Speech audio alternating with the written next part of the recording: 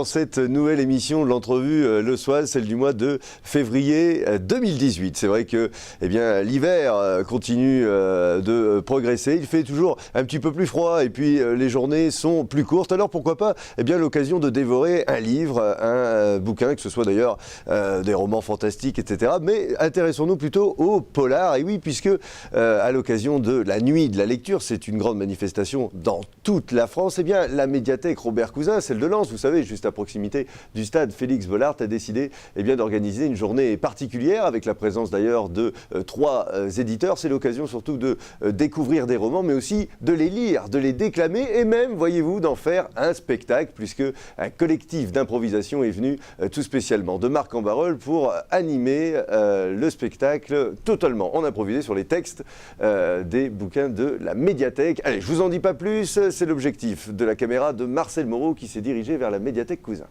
Je vous parle de la nuit de la lecture qui a commencé un peu plus tôt que bien sûr le début de soirée. Donc elle a commencé à 14 h avec un rendez-vous d'auteurs de la région, auteurs de collections régionales, des éditions Ravé-en-Sault, des éditions Fleurs Sauvages, Aconitum et donc Polar en Or. Voilà.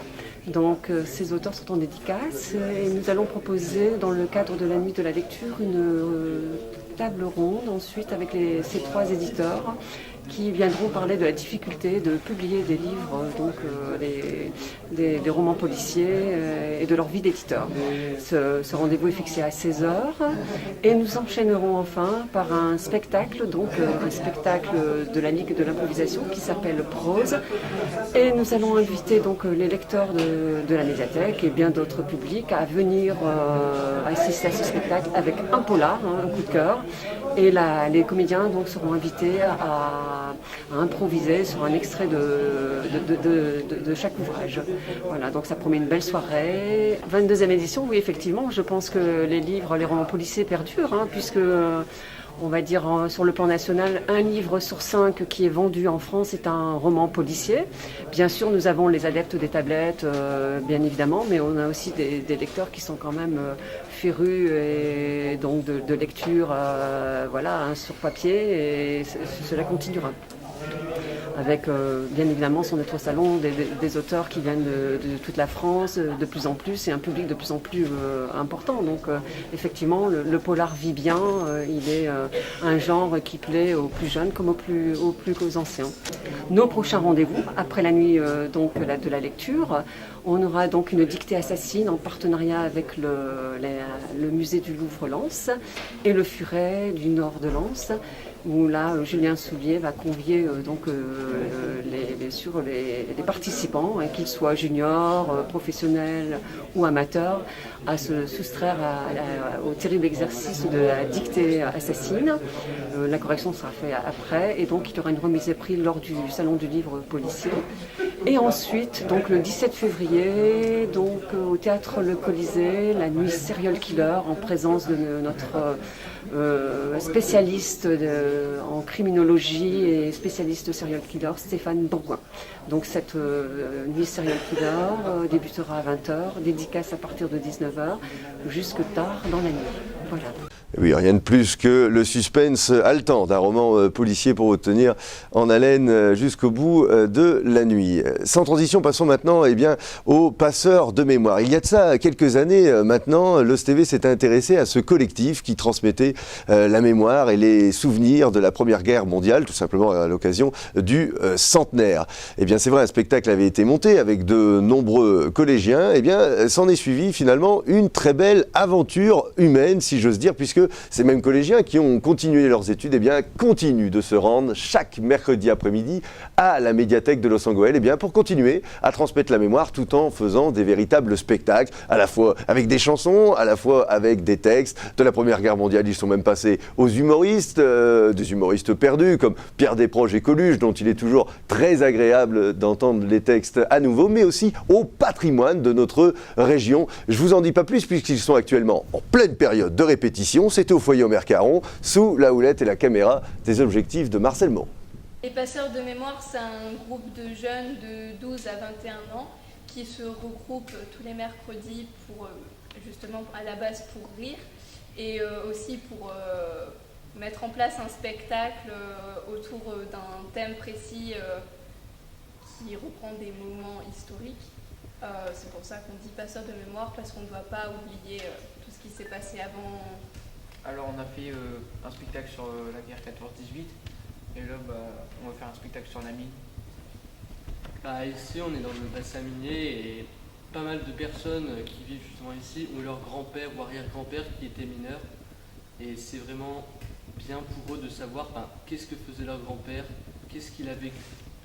Parce qu'après les gens, les enfants ou les nouveaux qui vont arriver dans le monde d'après, ils vont plus savoir ce qui s'est passé avant. Et c'est tout. Donc c'est nous à faire le relais, aussi bien que par des poèmes, que par des chansons. Oui, les témoignages aussi. Ici on a la possibilité de le faire, je pense que c'est nécessaire et important de le faire aussi. De génération en génération. On aura tous une façon ou d'une autre, notre façon de transmettre les choses plus tard. Par exemple, moi par la chanson, toi par l'écrit. Ouais. D'autres, je suppose, qui vont se révéler peut-être plus tard, mais on a tous peut-être, je pense. Ouais, je suis d'accord. Alors, dans le spectacle, on va pouvoir entendre certaines chansons. La seule qui va me rester marquée, je pense, à tout jamais, je pense que ça restera Ma France. Ce que Madame Rosac et Florence ont essayé de m'inculquer pendant ces 6 premières années, m'ont permis aussi d'avancer dans mon parcours professionnel et personnel. Je me souviens encore de la fois où j'ai pu, à la Auschwitz-Birkenau, entamer Nuit et brouillard en étant descendre. Ce genre de chansons, des chansons engagées qui justement il ne faut pas oublier. Donc justement, Sylviane nous disait pourquoi c'est important. Pour moi c'est important, plus personnellement, et je voudrais transmettre plus tard en chanson, si c'est faisable. L'avenir nous le dira, donc je transmettrai en chanson. Donc il y aura Ma France, il y aura aussi Jacques Brel, Jaurès, qui est une belle chanson aussi également. Il y a aussi Les Corons, la chanson mythique du Nord-Pas-de-Calais, et d'autres chansons aussi que les gens pourront découvrir en venant voir le spectacle. Quand je vais arrêter les passeurs de mémoire, je vais sortir changé parce que vraiment j'aurais vraiment progressé en magie. Parce que sinon, si j'étais tout seul dans ma chambre, j'aurais pas pu monter sur scène et faire des tours comme ça sur scène. Et ça m'a aussi permis de découvrir l'histoire parce que j'avais joué le rôle de Jaurès et je savais pas qui c'est Jaurès, donc j'ai appris sur notre patrie. Et restons justement sur ce collectif, les passeurs de mémoire, puisque comme chaque mois, l'entrevue lossoise a son invité. Et aujourd'hui, il s'agit de Sylviane Rosac, qui était là dès l'initiative de ce projet, les passeurs de mémoire. C'est un projet donc qui a été monté par la médiathèque, Sylviane ? Eh bien, c'est un projet qui a été monté avec la médiathèque, avec Florence Chaumorcel de la médiathèque de Los-Angeles. Et donc les passeurs de mémoire, l'objectif, ça s'est fondé donc juste avant le centenaire de la Première Guerre, 14-18. L'objectif, c'était justement le devoir de mémoire, la transmission par le spectacle. Voilà, c'est un des critères des passeurs de mémoire, c'est un peu former le citoyen de demain. Donc le citoyen de demain conscient qu'il y a un travail de mémoire. Et donc nous voulions monter un spectacle sur la Première Guerre mondiale. Donc il y a déjà maintenant quelques années, finalement c'était avec des collégiens, des personnes plutôt jeunes. C'était avec des personnes entre 11 ans et 15 ans. D'accord, et donc au début l'objectif c'était vraiment de monter un spectacle qui était plutôt chanté, c'était votre vision ? Au départ ma vision était d'avoir un spectacle chanté, mais qui connaît Florence Chaumorcel, elle a une passion pour l'écriture. Et puis elle s'est prise au jeu et elle nous a monté un spectacle sur 14-18. Mais donc finalement ça a été mélangé un peu entre les deux, il y a un peu de chant et un peu de texte aussi. Exactement. Et l'objectif aussi c'était de bien représenter Émilienne Moreau qui est vraiment un personnage central ici à Los Angeles dans l'histoire de la Première Guerre. Eh bien c'était de mettre en valeur l'héroïne locale, oui. Émilienne Moreau, que certains ne connaissaient pas. Oui. Certains ne connaissaient pas. Donc là, je pense qu'avec le spectacle, maintenant, tout le monde connaît Émilienne Moreau. Et finalement, vous m'avez d'ailleurs expliqué en fait en antenne qu'on pensait tout simplement qu'avec ce collectif, ça allait s'arrêter là, faire un spectacle. Et finalement, ces jeunes-là se sont pris de passion, ça a continué, et ils sont revenus, ils ont voulu monter un autre spectacle. Exactement, voilà, ils ne sont pas payés, il n'y a aucune obligation. Et à la fin du spectacle, on pensait que ça ne durerait pas. Et on a été très, très, très étonnés, à la fois Florence et moi, d'avoir des appels et de nous dire qu'ils étaient prêts pour faire un deuxième spectacle. Donc le deuxième spectacle, cette fois-ci, vous n'êtes pas resté sur le sujet de la guerre. Eh bien, on s'est dit un peu de gaieté. Hein, et comme au collège, on avait déjà tourné nos collégiens ont-ils du talent, eh bien, leurs talents ont servi pour un second spectacle. Et donc là, finalement, le spectacle, le sujet, c'était plutôt les humoristes, m'avez dit, Coluche, les textes de Pierre Desproges également. Voilà, le principe des passeurs de mémoire, c'est donc nous nous réunissons le mercredi après-midi et sur la table, nous mettons des textes, plein de textes.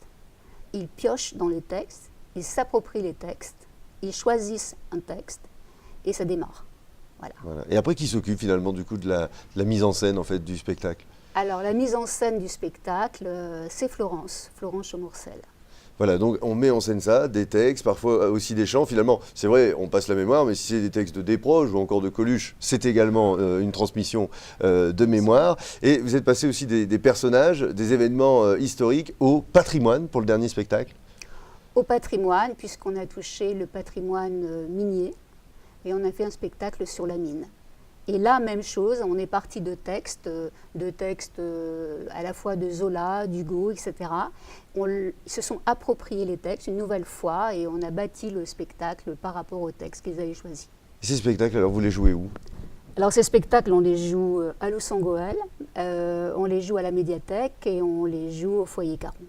Voilà, donc oui, ça fait plusieurs tailles de salles différentes en plus, donc ça fait plusieurs scènes pour les jeunes. Il y a de nouveaux projets là avec le collectif? Actuellement, eh bien, on essaye à nouveau de parler de ces humoristes anciens. Oui. Et donc, même chose, nous avions mis tout sur la table. Et puis là, une nouveauté. Ils grandissent, nos passeurs de mémoire. Et actuellement, eh bien, ils sont en train de faire, pour certains, leurs propres textes. Ah oui, aussi, évidemment. Bah oui, parce que avoir un collectif qui démarre comme ça et qui continue avec les années, finalement, vous suivez le parcours de ces jeunes qui au départ étaient au collège, maintenant ils peuvent se retrouver carrément en faculté.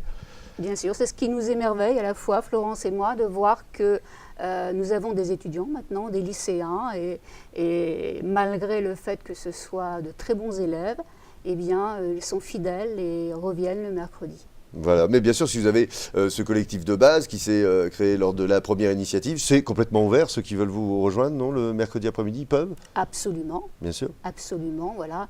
Il faut savoir que ça se passe à la médiathèque, que c'est un bâtiment de la municipalité, hein, et que la municipalité nous suit depuis le départ. C'est un très beau projet. Après, eh bien, le patrimoine, la Première Guerre mondiale, avec évidemment l'événement du centenaire, et puis aussi les humoristes, et bien maintenant, leur propre texte pour la prochaine édition. Un spectacle qui devra arriver Alors, en fonction du fait qu'ils sont à la fois collégiens, lycéens, étudiants, les emplois du temps, c'est plus compliqué. Les emplois du temps sont beaucoup plus compliqués, donc c'est un texte qu'on envisage en fin d'année. D'accord, en fin d'année 2018, ça laisse un an de préparation, les mercredis après-midi à la médiathèque. Absolument. Bien écoutez, merci Sylviane Rosac. J'espère que ça a donné envie à de nombreux jeunes, pourquoi pas, eh bien, de s'intéresser à transmettre la mémoire, mais par le biais du spectacle, des textes et puis aussi des chants. Rien de mieux que de s'exprimer artistiquement pour ces choses-là. Eh bien, vous êtes de plus en plus nombreux à nous regarder sur LOS TV. Eh bien, continuez, abonnez-vous surtout à la chaîne, transmettez les vidéos, partagez-les maintenant, comme on dit, n'hésitez pas. Et puis, quant à moi, je vous donne rendez-vous tout naturellement le mois prochain.